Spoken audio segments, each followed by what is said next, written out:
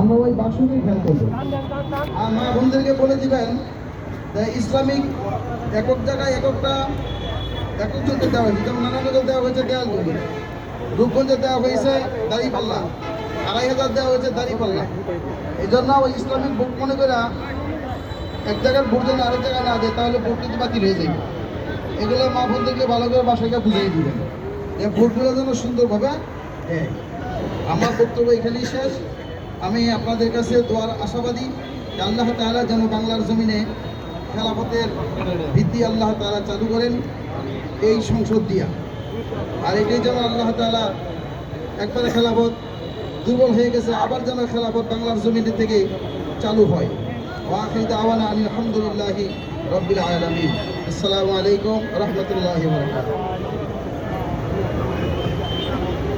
সংগ্রামিত বিধি জনতা, এই পর্যায়ে বক্তব্য রাখছেন নারায়ণগঞ্জ এক তথা রূপগঞ্জ থেকে বাংলাদেশ জামাত ইসলামী সহ 11 দলীয় ঐক্যজোটের মনোনীত প্রার্থী, আগামী দিনে বাংলাদেশের মাননীয় সংসদ সদস্য, রূপগঞ্জের কৃতি সন্তান আনোয়ার হোসেন মোল্লা এ পর্যায়ে বক্তব্য রাখছেন।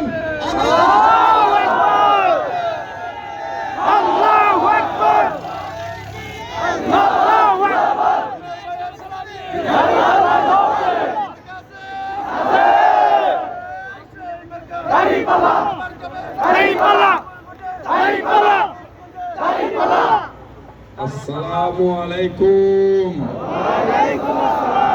কেমন আছেন আপনারা?